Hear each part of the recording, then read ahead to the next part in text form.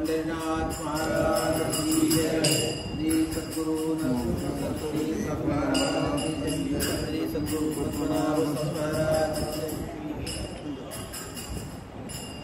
नमस्कार, मी अरविंद आठले। आता याच नावाने मी यूट्यूब चॅनलला बोलतो की पहिले मी अरविंद आठले आणि माझी ओळख करून देतो आणि मग वेगवेगळ्या विषयांवर गेल्या 6 वर्षामध्ये जवळपास 1650 व्हिडिओ मी यूट्यूबवर अपलोड केले। आणि दुसरी गोष्ट, ते इतके पॉप्युलर झाले की 35,000पेक्षा जास्ती सबस्क्रायबर मला मिळाले आणि 46 देशामध्ये हे व्हिडिओ पाहिले जातात। 40 लाखापेक्षा जास्ती त्याला व्ह्युअर्स आहेत। हे अचाट काम आहे, त्यांनी कसं झालं असा अनेक वेळा मला प्रश्न पडतो। नेहमी चुकातून काहीतरी होत असतं असा माझा अनुभव आहे। चूक वाईट नाही।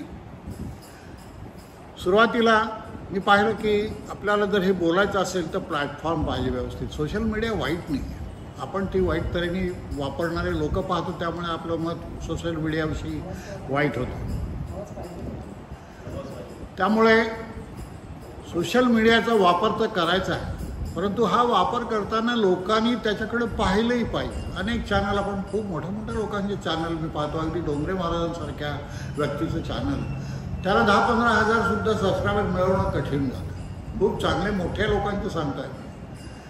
त्यामुळे माझ्या डोक्यामध्ये जे काही आलं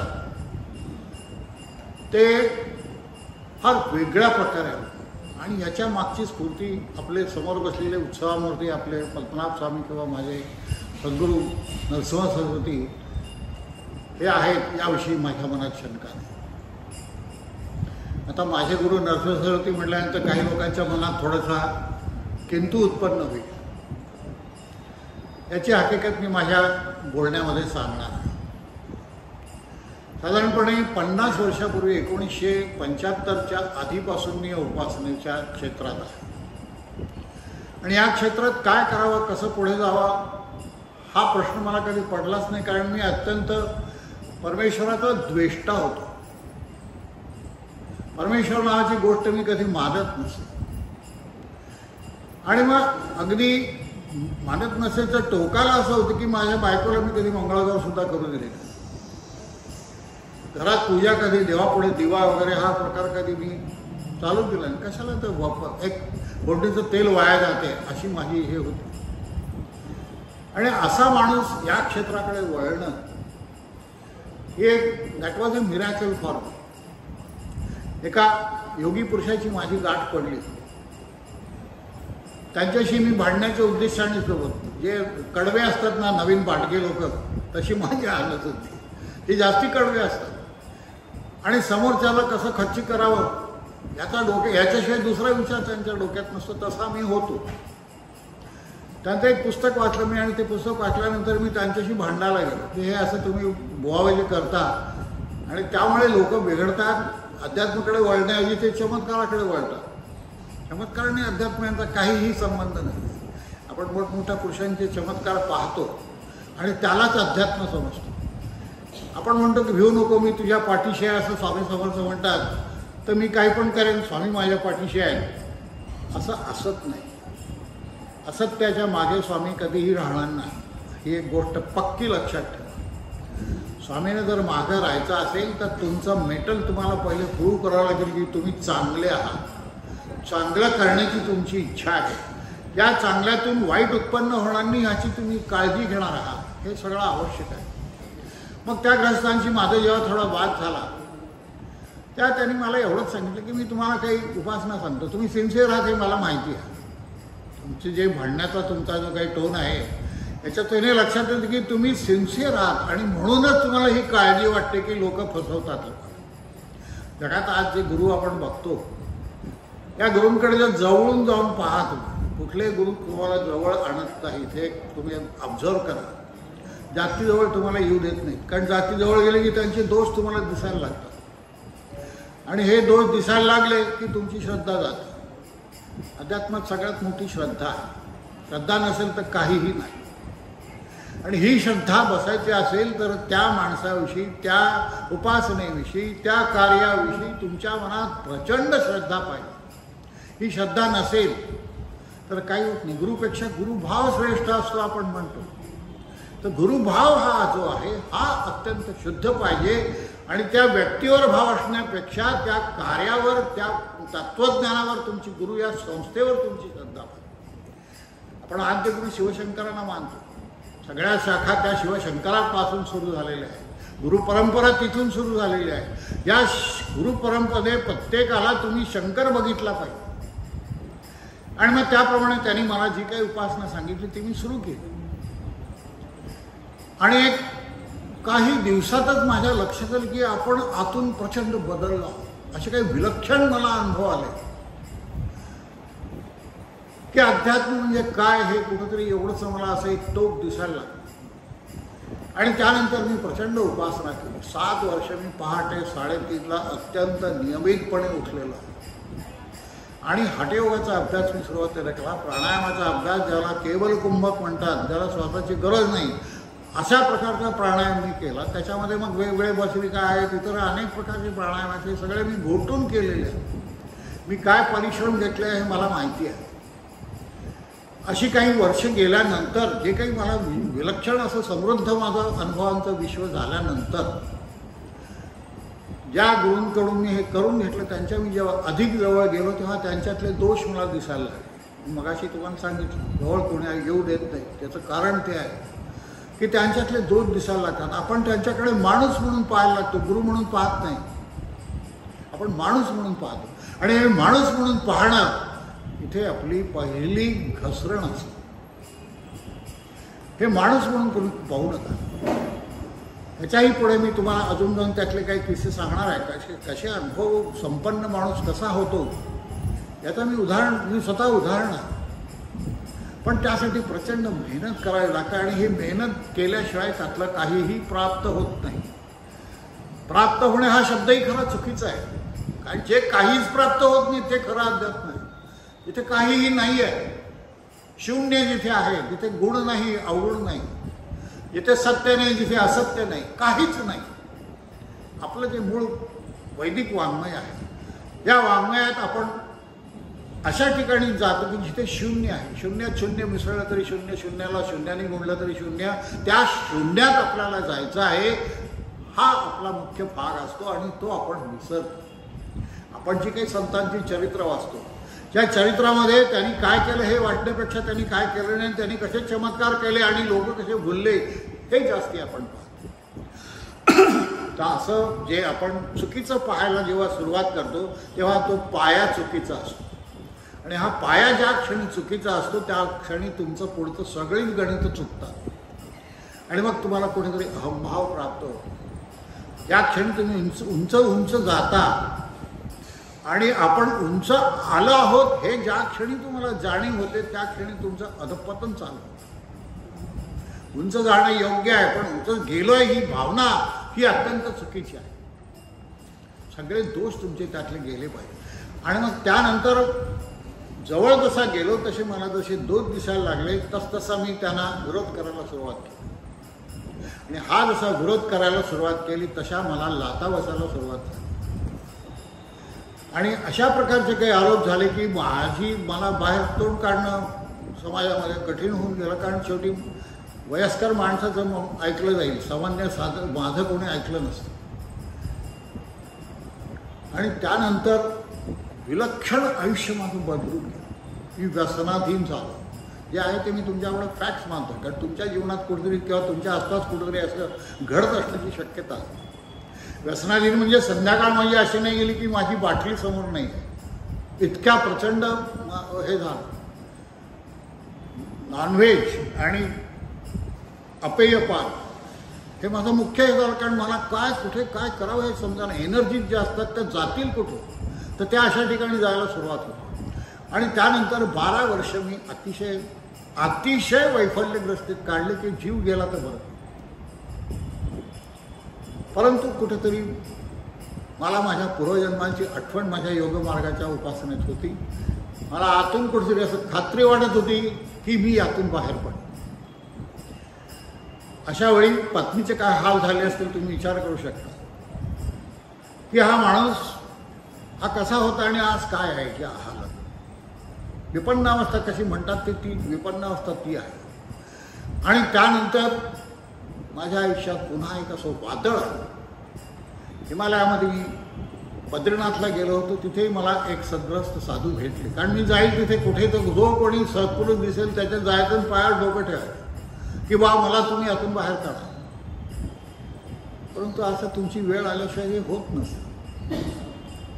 बाहेर काढणं ही सोपी गोष्ट नसते. त्याला ती जी काही विलक्षण अशी ताकद लागते, ती ताकद असणारी मंडळी, ती ताकद असणारे साधू हे अत्यंत कमी आहे.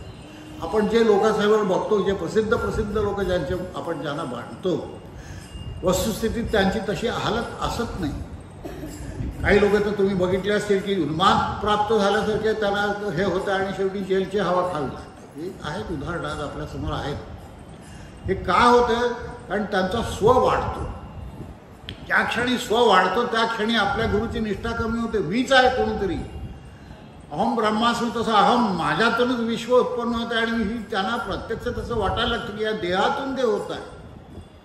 आणि ही भावना ज्या ठिकाणी ज्यावेळी होते त्यावेळी तो माणूस त्याचं अधःपतन सुरू होतं आणि त्याच्या मार्गाला अत्यंत काटे उत्पन्न होतात, समाजात छितू होते आणि सगळंच काय होतं.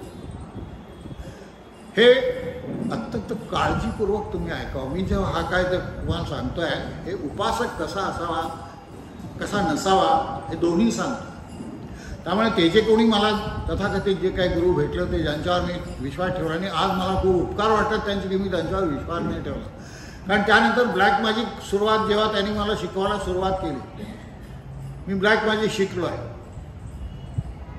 भूत प्रेत यांच्याशी व्यवहार कसे करावे, यांच्यासमोर काय केलं म्हणजे काय होते हे मी शिकलो आहे. त्यासाठी विष्ठा खावी लागते, ती सुद्धा मी खाल्लेली आहे. त्यांना दारूचा नैवेद्य द्यावा लागतो, ते सुद्धा मी सगळं केलेलं आहे. हे मी तुमच्यासमोर जाहीरपणे सांगतो. त्यात कुठेही एक शब्दाचा अतिशयोक्ती नाही. आणि हे जेव्हा सुरू झालं तेव्हा माझ्या मनात हा संशय उत्पन्न झाला, तोपर्यंत झाला नव्हता. त्यांनी पाहिला की हा आपल्या पूर्ण कह्यात आलाय, आता ह्याला जे काही आपण घडवू तसे घडवणं. कदाचित मी तुम्हाला ब्लॅक मॅजिशियन म्हणून समोर आलो असतो एखादा, पण माझ्या ह्याच्यात ते नव्हतं. मी त्यापासून वाचला गेलो आणि ज्या बद्रीनाथला जे मला भेटले त्यांनी मला त्या सगळ्यातून बाहेर काढलं. मी त्यांना म्हटलं तुम्ही माझे गुरु आहात, मला उपदेश करा. त्यामुळे तुम्हाला उपदेश करणारा मी आहे, तुमचा गुरु तुम्हाला भेटणार आहे. आज नव्हतं तर तुमच्या ह्याच्यात येत आहे, येईल. पण तुम्ही हे सगळी हकीकत जी काय ती फ्रॅक्चर जशी आहे तशी मी त्यांना सांगितली होती. मग त्यांनी सांगितलं की तुम्ही आता यातून बाहेर पडा आणि मी काय तुमचा गुरु नाही आहे, पण तुमचा गुरु तुम्हाला मिळणार आहे. फक्त एक करा, तुम्ही जे काही योगमार्गी स्वतःला समजता तो भ्रम मनातून काढून टाका. तुम्ही भक्तिमार्गी आहात, तुम्ही योगमार्गी नाही. आणि भक्तिमार्ग आचरण्यासाठी तुकारामाच्या चरित्राचा अभ्यास करा. तुकारामा इतका मोठा संत भक्तियोगी आपल्याकडे झालेला नाही. आपण प्रथम तुकारामाचं नाव घेतो. कुठेही मग ती वारी असो का अजून का असो, आपण तुकारामाला बसतो. हा तुकाराम अत्यंत सामान्य माणूस असलेला माणूस, अप्रतिम त्याची जी काही झाली चढणगढण ही अभ्यास करण्यासारखी आहे. याचा अभ्यास करून पहा. नुसतं त्याचं वरवर चरित्र आणि तुकाराम सिनेमा पाहून तुकारामाची मतं, तुकारामाविषयी मतं करू नका. त्याचं वाङ्मय वाचा, त्यांनी काय लिहिलंय ते वाचा. त्यातलं अत्यंत सोप्या भाषेत लिहिलेलं जे काही साधंसुद्धा अध्यात्म आहे हे वाचा. हे आत्मसात करण्याचा प्रयत्न करा. हे मी अनेक वर्ष केलं त्यात. आणि त्यानंतर एक डोक्यात माझ्या असं आलं की हे संसारात राहून नोकरीधंदा करून होण्यासारखं हे नाही आहे. मी माझी रिझर्व्ह बँकेसारखी नोकरी सोडून दिली आणि घराबाहेर पडलो. घर सोडून घराबाहेर पडलो. बायकोने सांगितलं तुमची इच्छा असेल तर संन्यास घ्या, मी तुमचा संसार पाहिजे काय. ही हिंमत असणारी बायको माझ्या सुदैवाने मला मिळाली. आपल्या नवऱ्याला तुम्ही संन्यास घ्या, जा, माझं मी घर पाहिजे असं म्हणणे ही सोपी गोष्ट नाही आहे. ही अत्यंत अवघड गोष्ट आहे.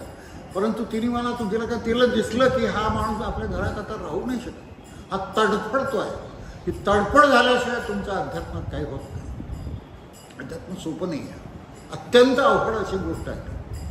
आणि ही तडफड त्यांनी पाहिल्यानंतर तिने मला घरातल्या सगळ्या ह्याच्यातून मुक्ती दिली, जा. आणि त्यानंतर मी गुरुच्या शोधार्थ सगळीकडे फिरायला सुरुवात केली. फिरता फिरता मी वाडीला गेलो, कुठे गोंदवलेला गेलो, जिथे काय ते तथाकथित जे काही ठिकाणं आपल्या समाजामध्ये मान्य आहेत अशा सर्व ठिकाणी मी गेलो. तिथे कुठेही माझा काही लाभ झाला. वाडीला एक यती महाराज म्हणून होते, त्यांच्या मागे तर मी महिनाभर फिरलो. ते जाईल त्या ठिकाणी मी गेलो त्या दिवशी ते सोडलेलं असायचं ठिकाण, त्यांनी ते अजून कुठे गेलेलं. पन्हाळ्याला गेले तिथे ते नाहीत, मग तिथं ते पुन्हा वाडीला आले, मग पुन्हा मी वाडीला आलो तर ते आता कुठे रत्नागिरीला गेले, मी रत्नागिरीला गेलो. असं मी पाठलाग केला त्यांचा, पण त्यांचा माझा योग नव्हता. शेवटपर्यंत त्यांची माझी भेट नाही झाली. असं करता करता फिरता फिरता मी आळंदीच्या मठात. आळंदीला जातीनिहाय धर्मशाळा आहेत, माळी समाजाची, शिंपी समाजाची, अमुक समाजाची. आपण समाज व्यवस्थेला विरोध करतो, पण प्रत्यक्षात आपण ती जाती व्यवस्था पाळतो आहोत आपल्या व्यवहारात. तर आपल्या मनातली जात जाईल कशी? मनातली जात जायची असेल तर हे जे काही चालू आहे ना, हे सगळं बंद व्हायला पाहिजे. आपण हिंदू आहोत. हिंदू म्हणण्यापेक्षा आपण वैदिक आहोत. हिंदू म्हणजे जाणणे आणि जाणून त्याप्रमाणे व्यवहार करणे, ह्याला वैदिक म्हणतात. या वैदिकाचा कुठला असा ठराविक धर्म नाही आहे. या वैदिकाने अनेक परंपरा उत्पन्न केल्या, वेगवेगळी उपनिषदं उत्पन्न झाली, वेगवेगळे कल्ट उत्पन्न झाले, वेगवेगळ्या स्मृती उत्पन्न झाल्या. मनुस्मृती, शांडिल्य स्मृती अशा अनेक त्या त्या काळाला धरून त्या स्मृती उत्पन्न झाल्या. जसं आपण म्हणतो की पुढे पद्मनाभ स्वामी जाऊन 150 वर्षानंतर येऊन ते पुन्हा नवीन स्मृती करून समाजाची घडी बसवणार आहेत, अशी आपल्या श्रद्धा आहे. तर ही स्मृती त्या त्या समाजाला त्या त्यावेळी ज्या कुठल्या गोष्टींची आवश्यकता असते ती आवश्यकता पूर्ण करण्यासाठी ती स्मृती लिहायची आणि त्यानुसार समाजाने जर वागलं तर समाज सुचारू होईल, असं त्या स्मृतीच्या मागची भूमिका आहे. तर ही भूमिका पाळली जावी यासाठी त्या स्मृती लिहिलेल्या जातात. आणि त्याप्रमाणे मी त्या यती महाराजांच्या मागे लागलो. एकदम झालं, शेवटी कुठे काय मिळालं, मग सांगितलं तुम्हाला आळंदीला आलो. आळंदीला माझी 8 दिवस राहिलो तिथे, कारण मला गुरुचरित्र वगैरे काय माहितीच नव्हतं. पूर्णपणे अज्ञानी असा मी होतो. धार्मिक दृष्टीने मला काही माहीत नव्हतं. जो काही तथाकथित योगाभ्यास मी केलेला होता, तथाकथित नव्हता तो, मी प्रचंड यश मिळालं होतं त्याच्यात. परंतु हे यश ज्यांनी घालवलं त्यांचे आज मला उपकार वाटतात. मगाशी मी सांगितले त्यांचे भयंकर उपकार आहेत माझ्यावर. त्या सगळ्यातून बाहेर पडायला मला त्यामुळे मदत झाली आणि इतर शास्त्र समजायला मला त्यामुळे अधिक सोयीचं पडलं. धर्मशाळेत उतरलो आपल्या मठामध्ये. रात्री मला आवाज ऐकू आला की काय रे बाबा इथे कशासाठी आला. मला समजा कोण बोलते की त्या मागच्या वरच्या हॉलमध्ये पावसाळा सुरू होता, मी एकटाच होतो आणि कोण बोलते हे काही मला समजेना. बघितलं तर कोणी दिसेना. नाही मी तुला दिसू शकत नाही म्हणून. विवेक वैराग्य जोपर्यंत प्राप्त होत नाही तोपर्यंत माझं नख सुद्धा तुला दिसणार नाही. विवेक वैराग्याचं किती प्रचंड महत्त्व आहे हे लक्षात घ्या. आणि मग लक्षात आलं की हे स्वतः महाराज बोलतात.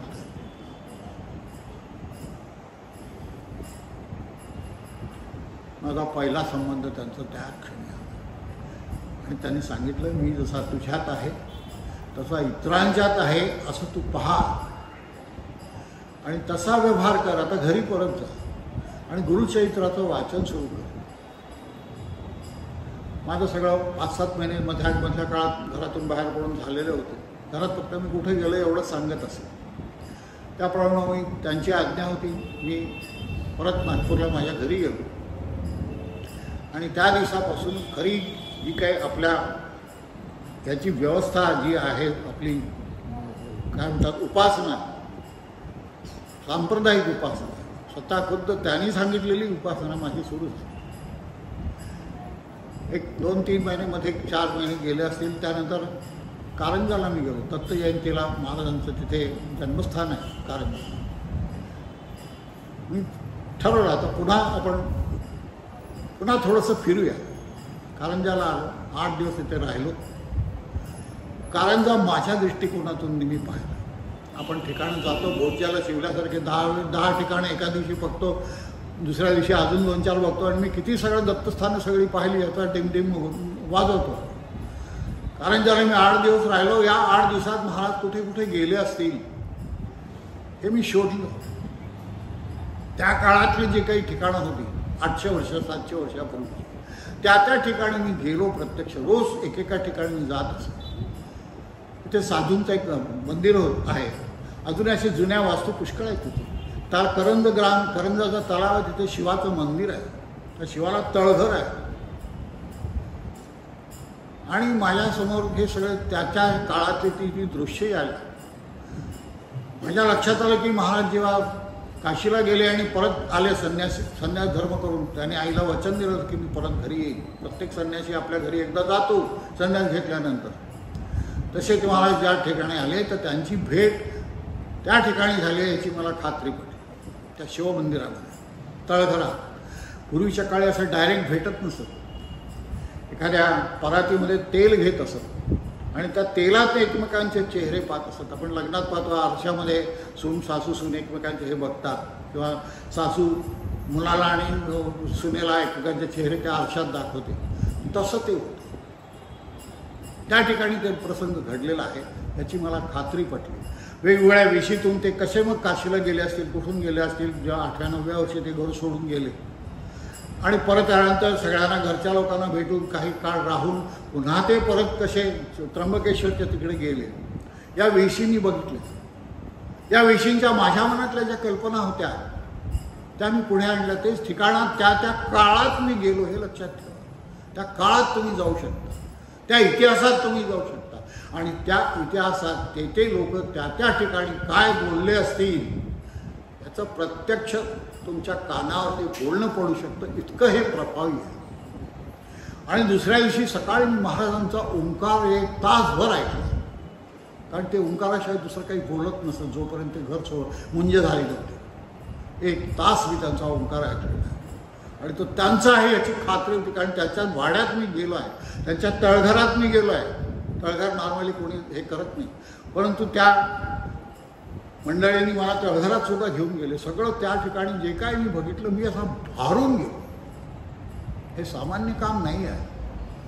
हे जे आतून जे येतं ना हे सामान्य असत नाही. आणि त्या ठिकाणी मी गेलो आणि त्यानंतर तिथून मी धुळ्याला, कारण महाराजांचं हे पीठ त्यावेळी होतं. हे मी त्या पूर्वीच्या काळात जेव्हा मी आळंदीला पहिल्यांदा गेलो होतो तेव्हा हे वाटलं होतं की त्यांचा 1 मिनिट धुळ्याला. त्या ठिकाणी आलो, दादांची भेट झाली आणि दादाने पाहिल्यानंतर मला असं काही खूप मोठं चांगलं इम्प्रेशन का जो आहे ते फार मोठं होतं, तर असं काही झालं नाही. तर हा एक सामान्य माणूस आहे अशीच माझी भावना झाली. त्यांना भेटलो आणि मी पुढं काय मला, कारण माझी भावना त्यांच्याविषयी झाली ती मी जशी आहे तशी माझ्या मनात ठेवली आणि मी इथून पुढे आळंदीला महाराजांचा उत्सव होता. त्या उत्सवात दत्तजयंतीनंतर असतो तो. इथली कारंजाची दत्तजयंती आठवण मी इथे आलो. 2-3 दिवस त्यावेळी मी इथे राहिलो आणि इथून मी आळंदीला. तुम्हाला खोटं वाटेल, त्यावेळी त्यांचं दादांचं ऑपरेशन झालेलं होतं. एक बोट काढलेलं होतं पायाचं डायबिटीसच्या ह्याच्यामध्ये. ते बाहेर जाण्याच्या अवस्थेत नव्हते, प्रवास करण्याच्या अवस्थेत तर नक्की नव्हते. परंतु ते धडपड करत आळंदीला आले आणि त्यांनी मला बोलावलं. तुम्हाला महाराजांनी या ठिकाणी दीक्षा देण्याची मला आज्ञा दिलेली आहे आणि तुमची दीक्षा व्हावी यासाठी मी इथे आलेलो आहे. माझ्या डोळ्यातून घळाघळा अश्रू आले. जे मागण्यासाठी आपण गेले इतके वर्ष प्रयत्न करतो आहोत. 75 सालापासून हे आता 94 सालाच्या आसपास 20 वर्ष जवळपास मी भटकतो आहे. गुरु गुरु गुरु गुरु गुरु. आज हे मी आपणहून माझ्या समोर आले. आपणहून ते मला म्हणाले की तुम्हाला दीक्षा द्यायची. आणि पौष पौर्णिमेला महाराजांच्या पुण्यतिथीच्या दिवशी माझी आळंदी मठात दीक्षा झाली. दीक्षा दादांनी दिली आणि त्यावेळी त्यांनी सांगितलं मी तुमचा गुरु नाही, तुमचे गुरु स्वतः महाराज आहेत, परंतु ते स्वतः येऊन देऊ शकत नाहीत म्हणून मी तुम्हाला देतो आहे. परंतु तिची ताकद असते त्या दीक्षेच्या, दीक्षा मंत्राची ताकद मी अनुभवली आहे त्या दिवशी. असा एक शांततेचा लोळ माझ्या अंगात गेला आणि आतून बदलून गेलो. मी राहिलो नाही एवढा मी अनुभव घेतला की हे काहीतरी प्रचंड ताकद त्या ग्रस्तामध्ये आहे.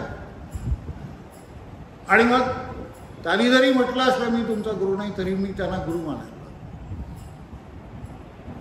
पण माझं सतत असं द्वैत होत असं, हे गुरु का महाराज गुरु. त्यांनी सांगितलं महाराज गुरु, आणि मी तर दीक्षा घेतली यांच्याकडून. माझे गुरु कोण झाले हेच सांग.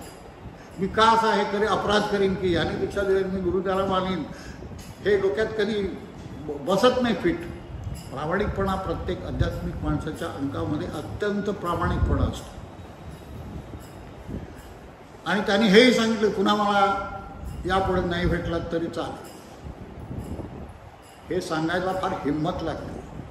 आजकाल काय झालं, माणसं जमवणे, शिष्य व्याप वाढवणे आणि मोठमोठ्या हवेल्या बांधणे शिष्यांच्या जोरावर आणि परदेशात शाखा काढणे, हे झालं आहे की जेवढे गोळा करता येतील तेवढे शिष्य गोळा करा. शिष्य हे आपलं संपत्ती आहे असं सांगणारे महाराज आहेत की जेवढे शिष्य जास्ती तेवढी आपली संपत्ती जास्ती, तेवढा आपला व्यवहार जास्ती, तेवढा आपलं नाव जास्ती. असा वेळी हा माणूस सांगतो की मी तुमचा गुरु नाही, मला पुन्हा भेटू नका. उलट त्याच्यामुळे माझा आदर वाढला त्यांच्याविषयी. आणि त्यानंतर मी अनेक वेळा धुळ्याला आलो की मी 8-10 दिवस राहत असे. ते मला सोडतच नसे. त्यांचं माझ्यावर विलक्षण प्रेम होतं.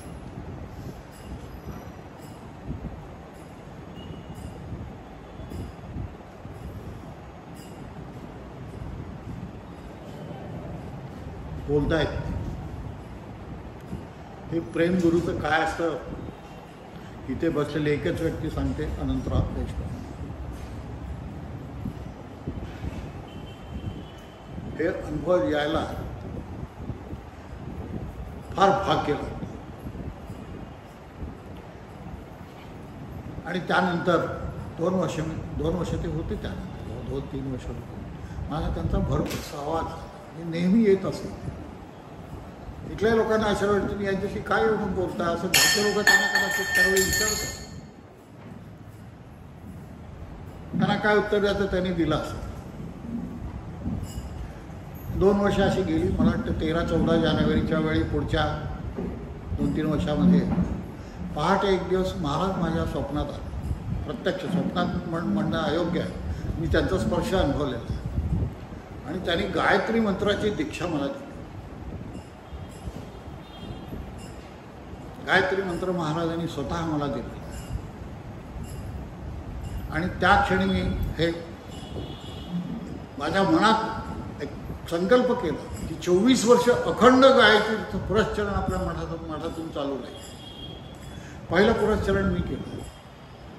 आणि त्यानंतर 11 लोकांनी 10 लोकांनी म्हणजे मी 11 10 लोकांनी ते पुढे चालू ठेवलं. माझं संपलं त्याच्या दुसऱ्या दिवशी अजून तिसऱ्याचं चौथ्या असं 11 वर्ष ते चालू राहील. 11 लोकांनी ते 24 वर्ष अखंड चालू ठेवलं. हे पुरस्चरण जे काही झाली ही सगळी ही आपल्या मठाच्या संप्रदायाच्या उत्कर्षासाठी झाली. ती कोणाच्या वैयक्तिक कुठल्या स्वार्थासाठी झालेली नाही. माझं भलं व्हावं, मला पैसा मिळावा यासाठी ही पुरस्चरणं झालेली नाही. मठाचा उत्कर्ष व्हावा, आपल्या वैदिक परंपरेचा उत्कर्ष व्हावा, आपल्या हिंदू धर्माचा उत्कर्ष व्हावा, ह्याच्यामध्ये काही उपजावेत अनेक लोक. जसं पद्मनाभरावांनी वचन दिलं की मी येणार आहे पुढे जाऊन आणि समाजाची घडी पुन्हा बसवणार आहे. आज समाजाची घडी आपण बदललेली पाहतोय, वेगळी झालेली. ही घडी बसवण्यासाठी ते येणार आहेत याच्यावर विश्वास माझा तर आहेच. परंतु अण्णासाहेब पटवर्धनसारख्या व्यक्तीने हे लिहून ठेवलेलं आहे की आज पुढे जाऊन धुळे आणि आळंदी या मठावर सोन्याचे शिखर राहणार. या मठाचं महत्त्व कमी समजू नका. हा प्रचंड महत्त्वाचा मठ आहे. ते मनात बाळगून ठेवा. आणि यानंतर मला त्यांनी दीक्षा, मला काही समजलं मला ही दीक्षा कशासाठी दिली. माझी दीक्षा तर झाली आहे ऑलरेडी. आणि नंतर साधारणपणे 7-7:30ला मला शेखरचा फोन आला की दादा गेले.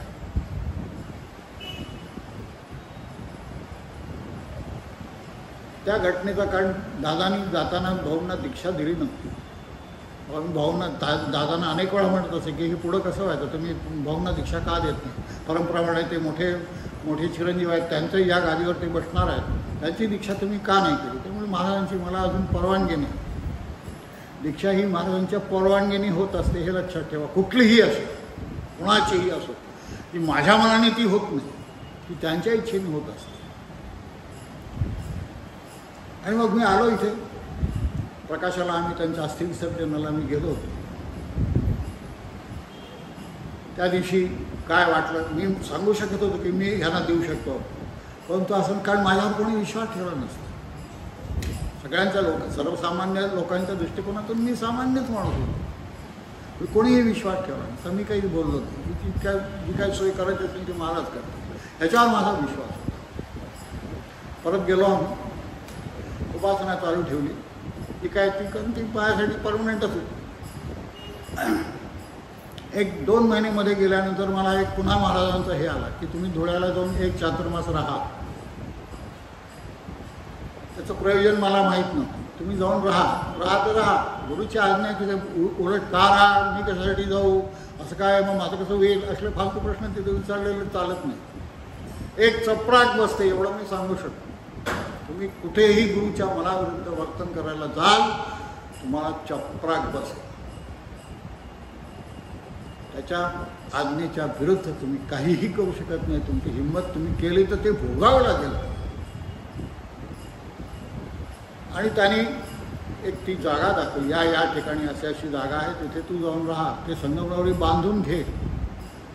मी कधी त्याच्या आधी 2-3 वर्ष इथे येत होतो, मी कधी अशी जागा बघितली नाही. मी भाऊंना फोन केला, बाबा असं म्हणत हे म्हणतात, अशी जागा आहे का आपल्या मठात? आणि हो म्हणून सांगितलं.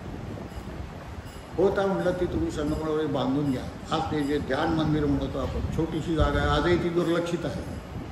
ती प्रचंड महत्त्वाची जागा आहे. अण्णासाहेब स्वतः त्या ठिकाणी बसत असत, बुवासाहेब त्या ठिकाणी बसत असत, गयाबाई तिथे राहत होत्या. ती जागेचं महत्त्व अजूनही समजलेलं नाही आहे लोकांना. ती जागा काय आहे, मी 4 महिने राहिलो आहे त्या ठिकाणी. अत्यंत चिंचोळी, तुम्ही किती लोकांनी बघितली मला माहिती नाही, परंतु ती अत्यंत महत्त्वाची, या मठात सगळ्यात महत्त्वाची जागा ती आहे. आणि तिथे राहून इथे काय चाललं हे मला समजत असे. मी 4 महिने राहिलो आहे तिथे. इथे काय चालू आहे, महाराज खाली बसले, ते त्या पॅरलल आहेत, महाराजांचा देह खाली त्याच्या त्या समाधी मंदिराच्या पॅरलल आहे, खाली आहे तिथे. आणि ते अजूनही कार्यरत आहेत. फक्त तुमच्या मनात तो भाव नसेल, उपयोग. मी त्याच्या घरात जन्माला आलो म्हणून असं नाही आहे. त्या घरात जन्माला येऊन हे होत नाही, तिथे आत असावं लागतं. हे आत ज्या क्षणी तुमच्या येईल त्या क्षणी तुम्ही त्यांच्याशी एकरूप व्हा. त्यांच्याशी एकरूप होणं उपासना म्हणून महत्त्वाचं आहे. हे एकरूप तुम्ही झाले नाही तर तुमची उपासना होणार नाही. 4 महिने मी राहिलो. 4 महिन्यानंतर शेवटी गुरुद्वादशीच्या 2-4 दिवस आधी मला महाराजांनी सांगितलं की ह्या 5 व्यक्ती आहेत, त्यांना तुझ्या हातून दीक्षा द्यायची. मला काही समजेना, मी कोण लागलो, माझ्या हातून का दीक्षा घ्यावी आणि या लोकांनी माझ्यावर का विश्वास ठेवा की यांच्याकडून का दीक्षा घ्यावी, हे काही याचं उत्तर कुठे नव्हतं. मला संभ्रम होता. त्या 4 महिन्यामध्ये माझ्या हातून एक नियम होता की रोज या समाधीला 108 प्रदक्षिणा घालायच्या. 108 प्रदक्षिणा मी रोज घालत असे गायत्री मंत्राच्या सहाय्याने. आणि हा घालता ह्या 5 लोकांना दीक्षा त्यांना मी आदल्या दिवशी सांगितलं की उद्या तुमची दीक्षा होणार. पुढं काय होणार मला माहिती नाही, कसे होणार मला माहिती नाही आहे, पण महाराजांची इच्छा आहे की तुमची या ठिकाणी दीक्षा हो. त्याप्रमाणे या लोकांनी बोलवलं. ते सकाळी आले गुरुदिवशी या दिवशी आणि आत समाधीला अभिषेक त्यांच्या हातून सुरू झाला. माझ्या प्रदक्षिणा बाहेर चालू होत्या. 108 प्रदक्षिणा घालता शेवटी काय झालं मला समजलं. मी राहिलो नाही. एक असं काही चैतन्य माझ्यात उत्पन्न झालं की ते मी नव्हतो, स्वतः महाराज होते. महाराज प्रदक्षिणा झाला आणि त्या दीक्षा त्यांच्या हातून झाल्यात, माझ्या हातून नाही झाल्या. पूर्ण माझ्याकडे माझा अंतर्विश्वास आहे की त्या माझ्या हातून झालेल्या नाहीत. माझ्या देहाकडून जरी झालेल्या असल्या तरी त्या माझ्याकडून झालेल्या नाही आहेत. त्या महाराजांनी स्वतः या देखाच्या दीक्षेत एक फरक होता या 5 लोकांच्या दीक्षेमध्ये की त्यांच्या पाठीच्या कण्याला हात फिरवला गेला आहे. आपल्या कुठल्याही दीक्षेमध्ये हा प्रकार नाही आहे, परंतु ह्या 5 लोकांच्या नशिबात तो होता. दुर्दैवाने यातल्या काही लोकांना त्याचा अर्थ समजत नाही. आजही मी सांगतोय, तुम्हाला स्पष्ट सांगताय, याचा अर्थ नाही समजत. त्यांची लायकी काय आहे हे त्यांनी समजावं आणि त्याप्रमाणे उपासना करावी. प्रत्यक्ष महाराजांचे त्यांच्यावर आशीर्वाद आहे. महाराजांनी त्यांना दीक्षा दिली आहे. ही भावना अरविंद आठवलेंनी दीक्षा दिली आहे, ही जर भावना असेल तर आज ती त्यांची भावना असल्यामुळे ते अजूनही खाली आहे. ते मी सांगतो, स्पष्ट सांगतोय. मला यात कोणाशी कुठल्याही गोष्टी स्पष्ट बोलायला मला काही कुठले हे नाही. जे आहे ते बोलणं मला आवश्यक आहे, कारण मी त्यांचा कोणीतरी प्रतिनिधी आहे. हे प्रतिनिधित्व अजूनही माझं गेलेलं नाही. आणि त्यानंतर ह्या 5 लोकांच्या दीक्षा झाल्या. काही लोकांचे करेक्शन झाले दीक्षेच्या आधी झालेल्या. जे लोक त्यावेळी इथे असतील त्यांनी काय पाहिलं असेल मला माहिती नाही, परंतु जेव्हा मी इथे वर आलो, 108 प्रदक्षिणा घालून इथे हे होते, दिनेशचे वडील आणि भाऊ होते. या दोघांनी समाधीचा हार काढून माझ्या गळ्यात घातला, समाधीची शार काढून मला पांघरली आणि दीक्षा देण्याची आज्ञा दिली. ते ट्रस्टी होते त्यावेळी, ते रुद्र नव्हते. हा भाग तुम्ही लक्षात घ्या, ते ट्रस्टी होते आणि ट्रस्टींनी आज्ञा दिल्याप्रमाणे त्या पुढच्या दीक्षा झाल्या. नंतर त्यांना पूर्णपणे अधिकार नव्हते दीक्षा द्यायचे. काही काळ ते ते रामाच्या पादुका जशा भरतानी सांभाळल्या तशा त्या मी सांभाळल्या. आणि जसं ते काही काळमध्ये गेला, मला असं वाटलं की आता भाऊ त्या योग्य आहेत, आता ते सगळं करू शकतात. त्या क्षणी महाराजांच्या समोर समाधीला डोकं ठेवून मी त्यांच्या पायावर डोकं ठेवलं की हे आजपासून तुमचं झालं, मी तुमच्या आज्ञेत राहील, कारण आजपासून तुम्ही आहात. हे मी मधली फक्त सफल झालाय, आजपासून तुम्ही आहात. मी इथून पुढे दीक्षा देणार नाही, तुम्ही द्यायचा, कारण तुम्ही याचे प्रमुख आहात. आणि मी त्यांच्या पाया पडला, पायावर डोकं ठेवलं. हे या पादुका आज मी तुम्हाला परत केलं. वर्ष 1.5 वर्ष जे काय मध्ये गेलं असेल, किती एक्झॅक्ट पिरियड गेला मला माहिती नाही, लक्षात नाही. आणि त्यावेळेपासून मी त्यांच्या अखत्यारीत मी आहे. त्यांना विचारल्याशिवाय मी काही करणार नाही. ते माझे शिष्याची भावनाच नाही, ते प्रत्यक्ष महाराज आहे. ते काही माझे शिष्य नाही आहेत. मी त्यांचा अंकित आहे, कारण मी महाराजांचा अंकित आहे. हा भाव माझ्यात आहे. तर ही अशी सगळी मोठी कहाणी